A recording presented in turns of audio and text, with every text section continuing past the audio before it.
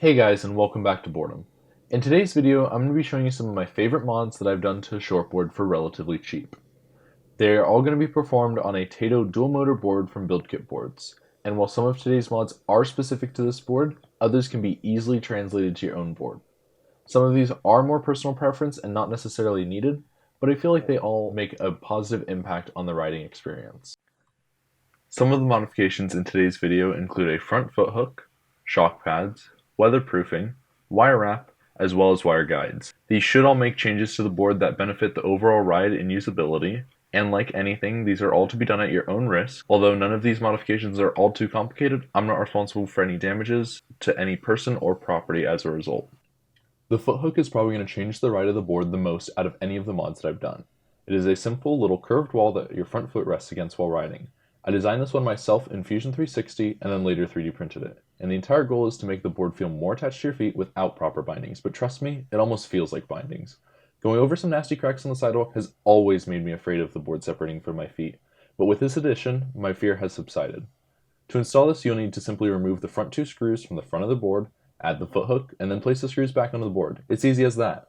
There are some foot hooks out there like this, but this is one that I designed specifically for the Tato, and I'm still working out some things to do with regards to strength for 3D printing, but I'll leave a link to where you can get the STL files if you are interested, and again, at your own risk. This is probably going to be the biggest change to peace of mind that I have with this board. Here in Southern California, we fortunately don't have to worry about long rainy seasons, but nevertheless, there are puddles from runoff as well as the short month or two of rain that we might or might not see.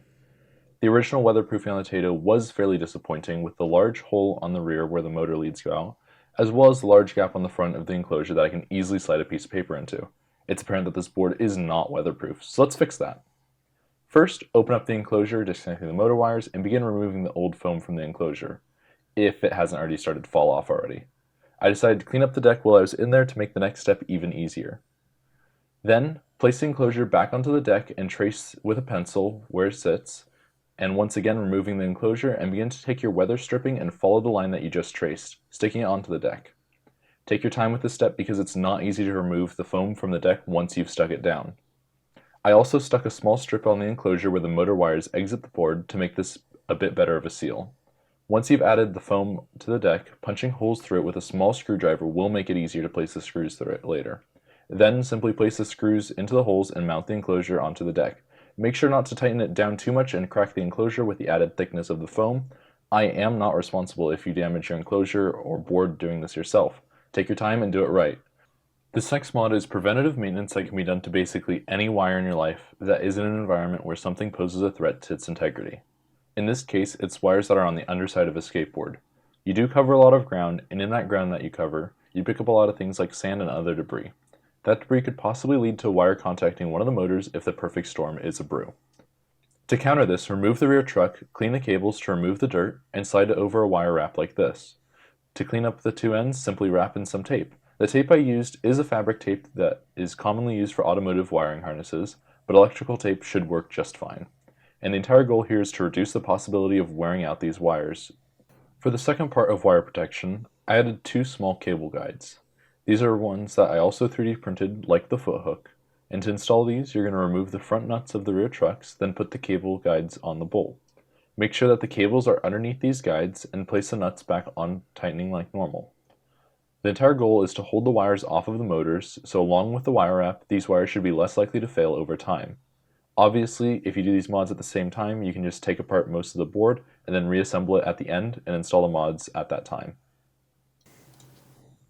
This next one is fairly simple. It costs $20 and adds some security to your board. Hiding it in a place where someone cannot easily remove it is key, so tucking it under the power wires on the inside of the enclosure is a perfect spot. Yes, this is not a GPS tracker that you can ping from anywhere no matter the distance, but it is something that can help you recover your board with the help of the community. There are other brands of Bluetooth community tracking like a Tile, so choose one that is right for you and fits your needs. This is probably going to be the most generic one out of all of these, but it's to simply add another shock pad between the trucks and the deck. These don't do a ton in terms of protecting you from all the bumps in the road, but every little bit of shock absorption is key for a shortboard to help reduce foot fatigue over your rides. Anyways, that's going to wrap it up for today's video. I hope you guys did enjoy it. If you did, please be sure to drop a like. If you didn't, drop a dislike. I'd really appreciate it if you guys would subscribe if you'd like to see more content like this in the future. I'm curious to hear your thoughts on these mods, and if you guys have any questions, be sure to leave them in the comment section down below. Hope you guys enjoyed. I'll catch you guys in the next one.